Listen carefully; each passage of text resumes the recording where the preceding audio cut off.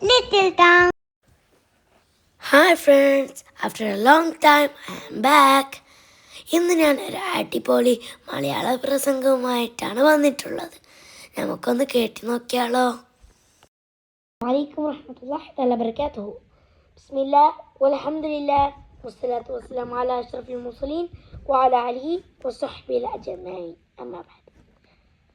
പ്രിയപ്പെട്ട ഉസ്താദ്മാരെ, ഉമ്മമാരെ, ഉപ്പമാരെ, സഹപാഠികളെ, നാം എല്ലാവരും ഇവിടെ ഒരുമിച്ച് കൂടിയിരിക്കുന്നത് മുത്ത് റസൂൽ സ്വല്ലല്ലാഹു അലൈഹി വസല്ലം തങ്ങളുടെ 1500-ാം ജന്മദിനാഘോഷവേളയിലാണല്ലോ. റിദർ റബ്ബി വറിദൽ വാലിദ് വസഹ്ത റബ്ബി വസഹ്തൽ വാലിദ്. അല്ലാഹു സുബ്ഹാനഹു വ തആലയുടെ സന്തോഷം മാതാപിതാക്കളുടെ സന്തോഷത്തിലും അള്ളാഹുവിൻ്റെ കോപം മാതാപിതാക്കളുടെ കോപത്തിലുമാണെന്ന് മുഹമ്മദ് മുസ്തഫ സല്ലല്ലാഹു അലൈഹി വസല്ലം പറഞ്ഞിട്ടുണ്ട്.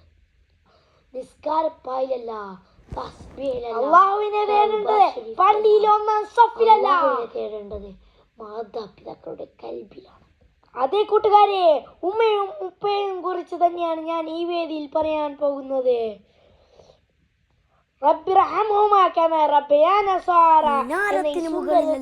തന്നെ നമുക്ക് ആരംഭം കുറിക്കാം.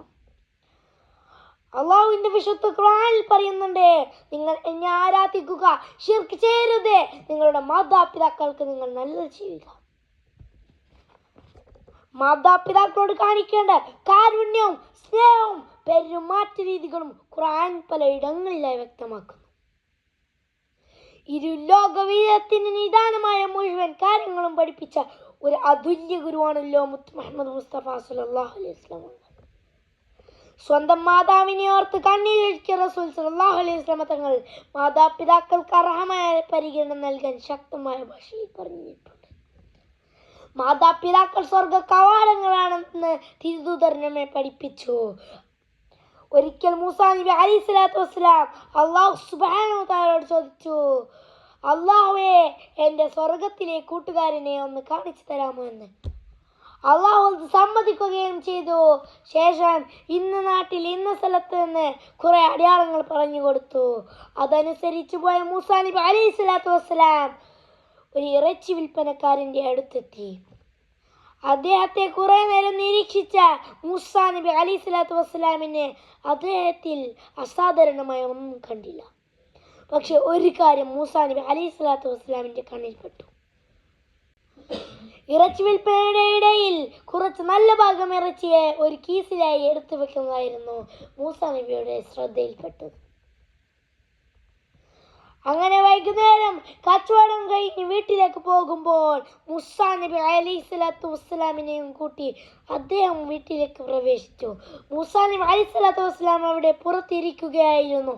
അദ്ദേഹം അകത്തേക്ക് പ്രവേശിച്ച് അവിടെ മുകളിലിരിക്കുന്ന വളരെയധികം വാർദ്ധക്യം ബാധിച്ച, കണ്ണിൻ്റെ പുരികം കണ്ണിലേക്ക് വീണ അത്രയ്ക്കും വാർദ്ധക്യം ബാധിച്ച ഒരു പുരുഷനും സ്ത്രീയും അവിടെ ഉണ്ടായിരുന്നു.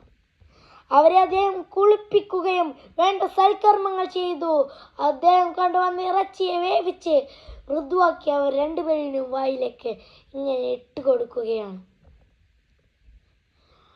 പ്രിയപ്പെട്ടവരെ, മാതാവ് ദുആ ചെയ്യുകയാണ്, പിതാവ് പ്രാർത്ഥിക്കുകയാണ്, എൻ്റെ മോനെ, നീ ഞങ്ങൾക്ക് നല്ലത് ചെയ്യുന്ന മോനാണ്. നിനക്ക് ഇമ്രാനിൻ്റെ മകൻ മൂസാ നബി അലൈഹിസ്സലാത്തു വസ്സലാമിൻ്റെ ഒപ്പം സ്വർഗത്തിൽ അല്ലാഹു സുബ്ഹാനഹു വ തആല സ്ഥാനം തരും. അള്ളാഹു അതിന് തൗഫീക്ക് നൽകുമാറാകട്ടെ. അതുമാത്രമല്ല, ആ മഹാനെ കാണിക്കാതെ ഈ ലോകത്ത് നിന്ന് എൻ്റെ മകനെ നീ വിട പറയിപ്പിക്കില്ലേ അല്ലാ എന്ന് ദുആ ചെയ്യുകയാണ്. ഇത് കേട്ട മൂസാ നബി അലൈഹിസ്സലാത്തു വസ്സലാം വീടിനകത്തേക്ക് പ്രവേശിച്ച് ഞാനാണ് മൂസാ നബി അലൈഹിസ്സലാത്തു വസ്സലാം എന്ന് പറയുകയും ചെയ്തു. ഇത് കേട്ട ആ മാതാപിതാക്കൾ അട്ടഹസിച്ച് ഞെട്ടി ഈ ലോകത്ത് നിന്ന് വിട പറയുകയാണ്. പ്രിയപ്പെട്ടവരെ, ഒരു നബിയോടൊപ്പം സ്വർഗത്തിൽ സ്ഥാനം ലഭിക്കാനായി ഇസ്ലാം പരിചയപ്പെടുത്തുന്ന സൽക്കർമ്മമാണ് മാതാപിതാക്കൾക്ക് നല്ലത് ചെയ്യുക. ആധുനിക സമൂഹത്തിൽ മാതാപിതാക്കൾ സമൂഹത്തിന് ബാധ്യതയിടത്തേക്ക് കാര്യങ്ങൾ എത്തിപ്പെട്ടിരിക്കുന്നു എന്നതാണ് യാഥാർത്ഥ്യം. പ്രായമാകും തോറും സ്വാതന്ത്ര്യം കണ്ട മക്കൾ മാതാപിതാക്കളെ വൃദ്ധസദനങ്ങളിലാക്കുന്നത് എത്ര വേദനാജനകമാണ്. ഇതിനെ പുറമെ അവരെ ചീത്ത വിളിക്കുന്നവരും കുറവല്ല.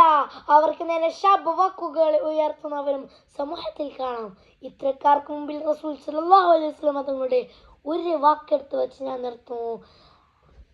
അതേ പ്രിയരെ, റസൂൽ സല്ലല്ലാഹു അലൈഹി വസല്ലം തങ്ങൾ പറഞ്ഞിട്ടുണ്ട്, മാതാപിതാക്കൾക്ക് നേരെ ശാപവാക്കുകൾ ഉയർത്തുന്നത് വൻ പാവങ്ങളിൽപ്പെട്ടതാണ്. നമ്മൾ നമ്മുടെ മാതാപിതാക്കളെ സ്നേഹിക്കുകയും പെരുമാറ്റ രീതികൾ നന്നാക്കുകയും ചെയ്യണം.